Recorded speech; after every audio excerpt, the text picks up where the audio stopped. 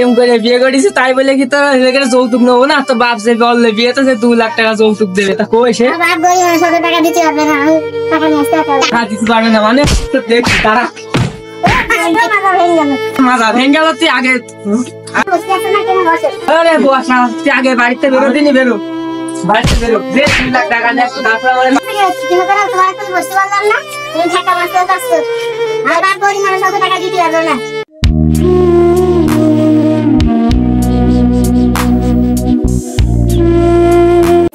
শালার মাঠে কাজ করতে করতে জীবন একদম শেষ হয়ে গেল।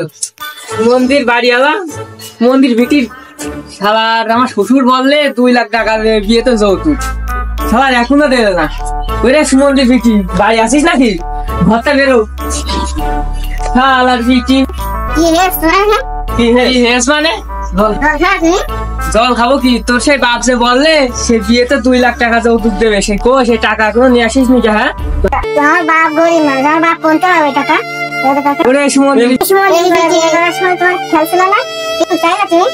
বিয়ে করেছি তাই বলে কি তোর যৌতুক নেবো না? তো বাপ যে বললে বিয়েতে যে 2 লাখ টাকা যৌতুক দেবে, তা কই সে দিতে পারবে না মানে? দেখ তারা মাজা ভেঙে গেল। তুই আগে আরে বসা, তুই আগে বাড়িতে বেরো, দিনই বেরো, বাড়িতে বেরো। যে 2 লাখ টাকা নিয়ে আসতো তারপর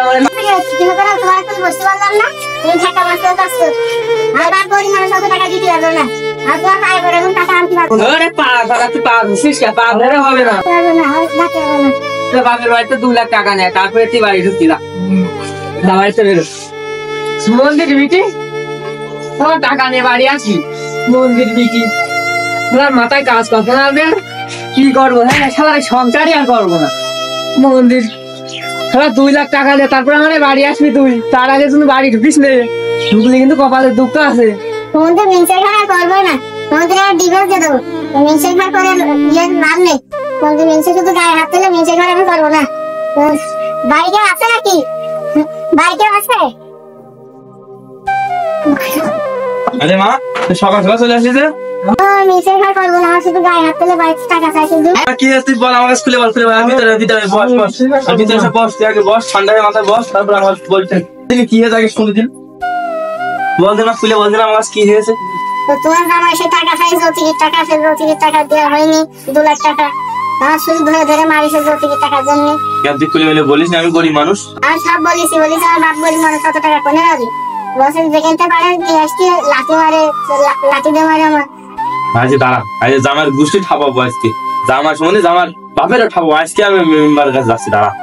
তুমি যাই বলো না বাবা, আমি নিচের ঘর আমি করবোই না। আচ্ছা না, তো ঠান্ডা হওয়া আমি দেখছি। তুই আগে ঘরে আসিস, ঘরে আয়। জামার ঠাপাস কেন? তুই ঘরে আসি না? ঘরে তো আমি দেখছি জামার কি করতে হয়। দেখো তুমি টাকা পয়সা আমি বলে বাবা, এক্ষেত্রে আমি গরিব মানুষ। আরো যদি জামার এখন 2 লাখ টাকা দিতে হয়, তাহলে আমার অবস্থাটা এখন কি হবে না? আমার মেয়ের বললাম যে এখন বিয়ে করতে হবে না, ও মা প্রেম করে সে আবার বেরিয়ে গেল, ও তাও শুনলে না। আবার এদিকে মেম্বারে আমি ভোটও দিইনি, মেম্বার কি আমার কথা শুনবে না? যে এই দেখি মেম্বার কি বলে, যাই না কি হয় কপালে, কপালটাই আমার খারাপ। শালা মেম্বারও জামাই করেছি, আজকে এর বাড়ি যাও, কালকে ওর বাড়ি যাও। শালা নিজের কোনো কাজ করার টাইম পাই না। এর মেয়ে ভেঙে গিয়েছে, ওর মেয়ে ভেঙে গিয়েছে, শালা কোনো কাজ করার টাইম পাই না। শালা এরপরে তার কোনো কি করা যাবে না। আজকে কোনো কাজ নেই, আজকে ভাবি মনে হয় কোনো কাজ নেই, আজকে যাই তাহলে কোন জায়গায় ঘুরে বেড়ানো যায়। শালা মেম্বারে খুঁজেই পেলাম না, এ বাড়ি এ বাড়ি ও বাড়ি সারা পাড়া খুঁজে ফেল দিলাম, খুঁজে পেলাম না। শুনেছি মেম্বার নাকি আবার লুচছে, উনি কি করে বেড়াচ্ছে জানি। আরে ওই যে মেম্বার, আরে মেম্বার দাঁড়ান দাঁড়ান দাঁড়ান। এই শালা কাজ সেরেছে রে, ভাবলাম আছে কাজ নেই, কাজ নিয়ে চলে এসে তো করে তো বড় মুশকিলে করলাম। আরে দাঁড়াও দাঁড়াও আসছি। কি হয়েছে বলো? আর সে কথা শুনেন না, আমাকে একটুখানি মেয়ে না ভালো দিয়ে দিলাম, সে দিয়ে এখন জামা সে যৌতুক টাকা দিয়ে মারধর করছে। আপনি চলেন দিন, আরে সমাধান হবে না। তোমাদের কতবার বলেছি মেয়ের 18 বছর হয় না পর্যন্ত বিয়ে দিবা না। সেদিন গিয়ে দেখলাম সে হাফ প্যান্ট পরে ঘুরে বেড়াই, তুমি বিয়ে দিয়ে দিয়েছো। এখন দেখো খেলা বোঝো এখন। আস বললেন না, নিজের মাথা কাটা যায়। আচ্ছা তোমার মেয়ের বাড়ি কোন জায়গায়? ওই যে আমাদের গ্রামে 3 নম্বর বাড়ি, চলেন। আচ্ছা চলো দেখি। তোমার জামাই বাড়ি? এটা আমার জামাই বাড়ি। ও তোমার জামাই কো? এই জামাই বসে দিয়েছে। ও এটা তোমার জামাই? রে মেম্বার সাহেব আসেন, বসেন। সম্রাট তা আমাদের গ্রামে সে মোড়লটা কই? সে অপূর্ব কাকা। হ্যাঁ।